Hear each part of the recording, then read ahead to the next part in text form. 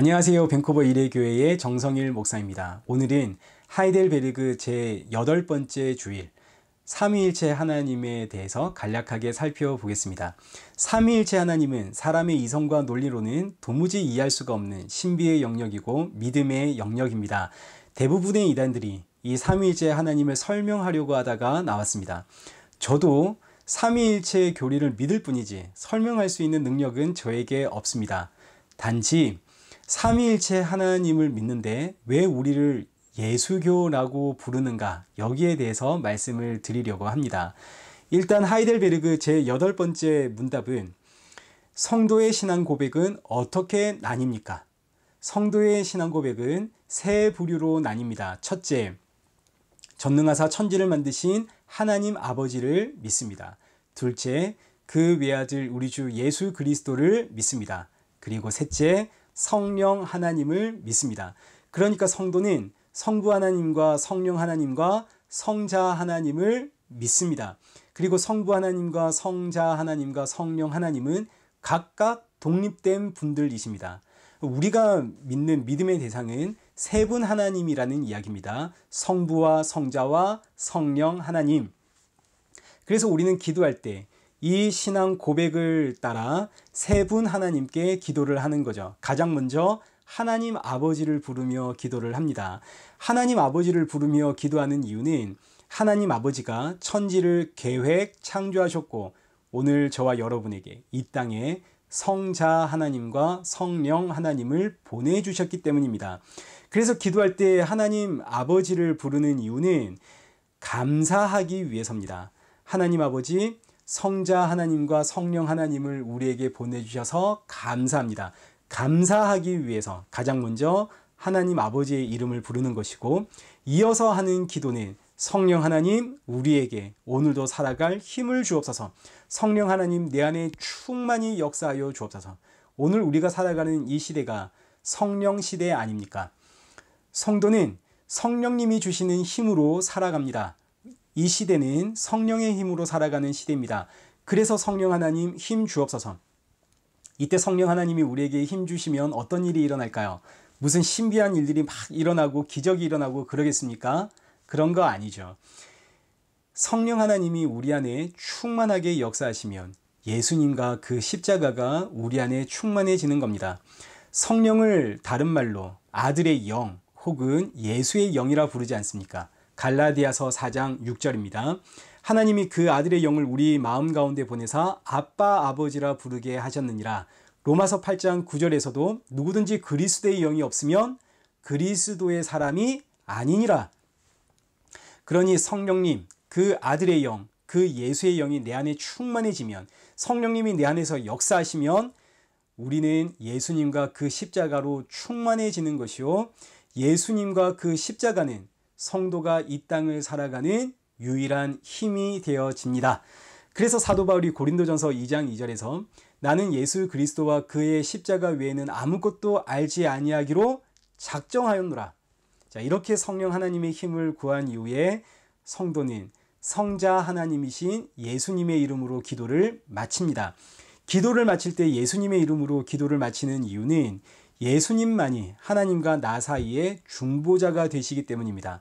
하나님과 나 사이의 그 막힌 담을 허무시기 위하여 나를 대신하여 친히 화목제물이 되어주셔서 나를 하나님께로 인도하는 화목제물 대신 예수 그리스도.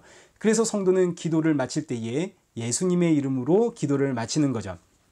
자, 그러니까 우리는 신앙 고백을 따라 삼위 하나님께 기도하고 있습니다. 성부 하나님의 이름을 부르며 기도를 시작을 해서 성령 하나님께 힘을 구하고 성자 하나님의 이름을 부르며 기도를 마치는 거죠. 왜냐하면 우리의 믿음의 대상은 삼위 하나님이시기 때문입니다. 성부와 성자와 성령. 우리는 이 세 분 하나님, 삼위의 하나님을 믿습니다. 그런데 너무너무 놀랍게도 성경은 이 세 분 하나님이 한 분이라 하십니다. 창세기 1장 26절 보십시오. 하나님께서 사람을 창조하실 때 우리의 형상을 따라 우리의 모양대로 우리가 사람을 만들자. 하나님께서 분명히 우리라고 하는 복수를 사용하셨습니다. 삼위 하나님이 계시다는 이야기죠. 그런데 다른 성경을 보면 신명기 6장 4절에 이스라엘아 들으라 우리 하나님 여호와는 오직 하나인 여호와시니. 이사야 45장 5절에서도 나는 여호와라 내 외에 다른 신은 없다. 고린도전서 8장 4절 하나님은 한 분밖에 없는 줄 아노라. 여기서는 또 하나님은 한 분뿐이라 하십니다. 아니 세 분이 계시는데 어떻게 한 분인가? 저와 제 아들이 완전히 별개의 인격체입니다. 완전히 다른 독립된 존재입니다. 그런데 저와 제 아들을 하나다 이렇게 이야기할 수 있겠습니까? 이럴 수 없죠. 또 이 이야기는 제가 집에서는 아버지인데 회사에 가면 직장원이고 또 교회 가면 집사 혹은 장로다. 이렇게 장소에 따라 나의 직분이 바뀐다. 이런 이야기도 아닙니다. 이런 양태로는 아닙니다. 그러니까 우리는 이 말씀이 도무지 이해할 수도 없고 이해할 수가 없으니까 설명할 방법도 없죠. 그래서 이 이해할 수 없는 하나님, 설명할 수도 없고 표현할 수도 없는 이 하나님을 우리는 삼위일체의 하나님이다 라고 부르기로 약속을 했습니다. 삼위일체 하나님이라는 말은 성경에는 그 어디에도 없습니다. 그러나 성경을 보니까 분명히 성부 하나님이 계시고 성자 하나님이 계시고 성령 하나님이 계시니까, 그런데 이 세 분 하나님을 한 분이라고 하시니까 야 이걸 어떻게 표현할 수 있나? 이거 어떻게 이해할 수 있을까? 그래서 이해할 수 없고 표현할 수 없는 이 하나님을 삼위일체 하나님이다 이렇게 부르기로 약속을 한 거죠. 자, 이제 정리를 해보겠습니다. 우리가 믿는 하나님은 삼위의 하나님이십니다. 성부와 성자와 성령 하나님. 그런데 이 삼위의 하나님은 한 분이십니다. 그래서 삼위일체의 하나님. 성도는 삼위일체의 하나님을 믿습니다. 그런데 지난주에 말씀드린 것처럼 모든 성경은 누구를 증거하고 있다고요? 모든 성경은 예수 그리스도를 증거하고 있죠. 그래서 삼위일체 하나님은 예수님이십니다. 물론 삼위일체 하나님은 성부 하나님이십니다. 삼위일체 하나님은 성령 하나님이십니다. 이렇게 이야기를 해도 전혀 틀린 이야기 아닙니다. 삼위 가운데 그 어떤 하나님을 불러도 삼위일체이시기 때문에 다 똑같습니다. 그러나 우리는 삼위일체 하나님을 예수님이라고 부릅니다. 그래서 우리가 예수교 아닙니까? 대한예수교 장로회. 저는 대한예수교 장로회의 합동 목사입니다. 삼위일체 하나님을 하나님 아버지교라고 부르지도 않고 삼위일체 하나님을 성령교라고 부르지도 않고 삼위일체 하나님을 예수교라고 부르는 거죠. 삼위일체 하나님은 예수님이다. 이렇게 부르는 가장 큰 이유는 성경이 예수 그리스도를 증거하고 있기 때문에 삼위일체 하나님은 예수님이다 라고 이야기를 하는 것이고, 무엇보다 성부 하나님과 성령 하나님은 눈에 보이지 않는 하나님입니다. 역사 속에 우리가 살아가고 있는 이 역사 속의 실체를 드러내신 하나님은 성자 하나님 뿐이십니다. 예수님은 이 땅에 오셔서 십자가에 죽으셨다는 이 역사의 실체가 있지만 성부 하나님과 성령 하나님은 실체가 없는 영이신 하나님이십니다. 그렇기 때문에 성부 하나님을 묵상하다 보면 마치 우리 민족이 천지신명에게 빌었던 것처럼 내가 열심히 살면 하늘이 돕는다. 지성이면 감천, 정성을 다하면 하늘이 감동한다. 이런 개념으로 하나님 아버지를 생각할 수 있는 위험이 있고, 성령 하나님을 묵상하다 보면 뭔가 신비적인 개념들, 방언을 받아야 할 것 같고 예언을 해야 될 것 같고 환상을 봐야 될 것 같고, 그러나 예언, 방언, 환상, 신유 이런 개념들은 교회에만 있는 것이 아니라 다른 종교에도 다 있습니다. 다른 종교에도 예언이 있고 방언이 있고 신유가 있고 환상이 있습니다. 그렇기 때문에 성령 하나님을 묵상하다 보면 이런 세속적인 종교들, 세상의 종교들과 구분이 안 될 수도 있겠죠.